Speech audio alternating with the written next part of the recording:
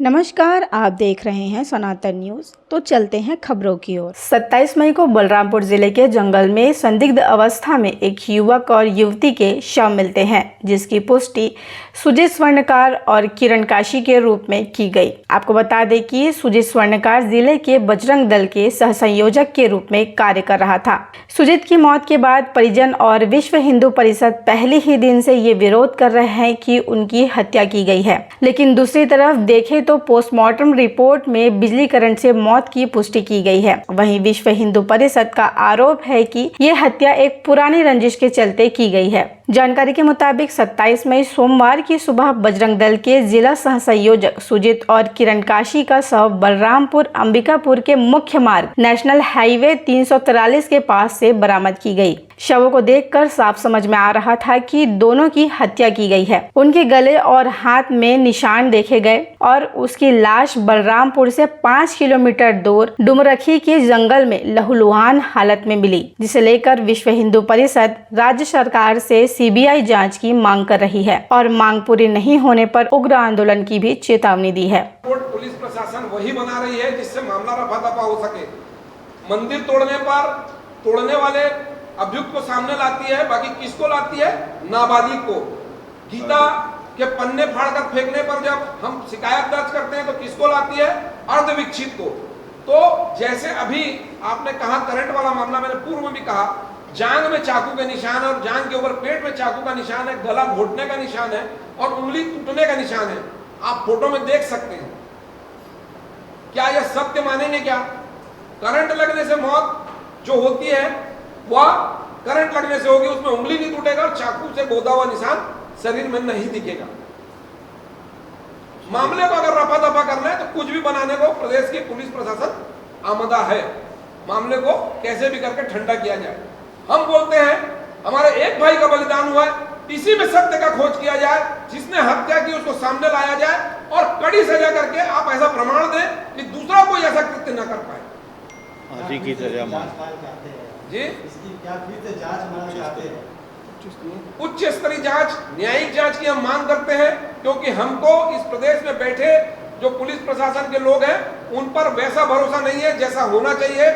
इसलिए हम न्यायिक जांच की मांग करते हैं। न्यायिक जांच होनी चाहिए इस पर और सुजीत स्वर्णकार को न्याय मिलना चाहिए। 29/4/2024 को एक नूर अहमद जो वहाँ का स्थानीय है बलरामपुर का, उसके घर में एक दावत होती है और उस दावत में वो उनके परिवारजन, उनके रिश्तेदारजन सभी उस दावत में आते हैं और लगभग 35 किलो गौ मांस वहाँ पे उसके घर में पकता है और उसके जो गौ वंश के अवशेष थे उस अवशेष को भी अपने घर पे वो दफनाता है।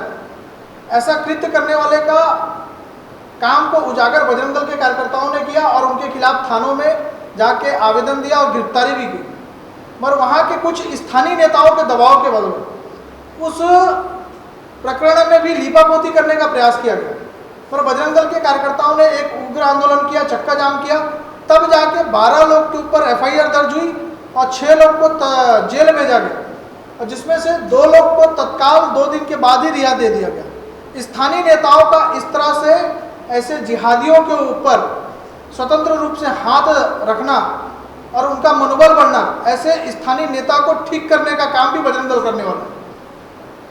और उसके बाद निरंतर गौ तस्करों के द्वारा बजरंग दल के कार्यकर्ताओं को धमकी भी मिलती रहेगी। इसकी सूचना वहाँ के स्थानीय SP साहब को भी दी गई थी, मगर SP साहब के स्थानीय सूचना देने के बाद भी इतना मनोबल बना कि वहाँ के जिला के सहसंयोजक सुजीत स्वर्णकार की जो निर्मम हत्या, जो प्लानिंग के तहत हत्या की गई और जिस तरह से हत्या ही नहीं, पूरे बजरंग दल को उन्होंने चुनौती दी है कि आप अगर गौ तस्करी हमारी रोकेंगे तो हम ऐसी ही हत्या करते जाएंगे। तो ऐसे हत्यारों से, ऐसे जिहादियों से बजरंग दल डरने वाला नहीं है। ऐसे सह देने वाले नेताओं को हम उनके विधानसभा से नहीं, इस छत्तीसगढ़ से उखाड़ फेंकने की ताकत रखते हैं।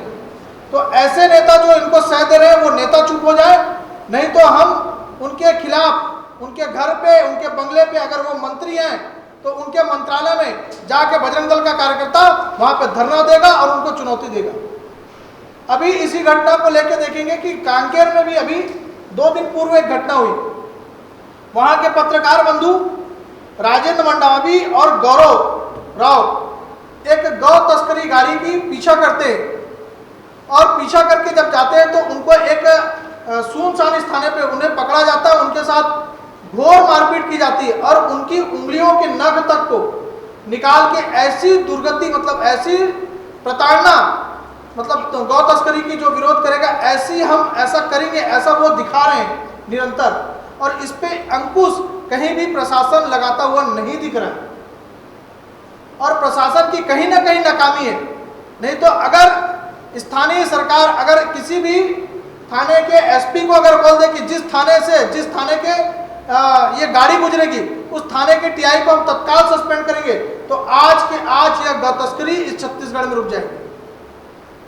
ऐसे संपूर्ण बहुत सारी घटनाएं। ऐसे ही खबरों को देखने के लिए बने रहिए सनातन न्यूज़ के साथ और चैनल को सब्सक्राइब करना ना भूलें।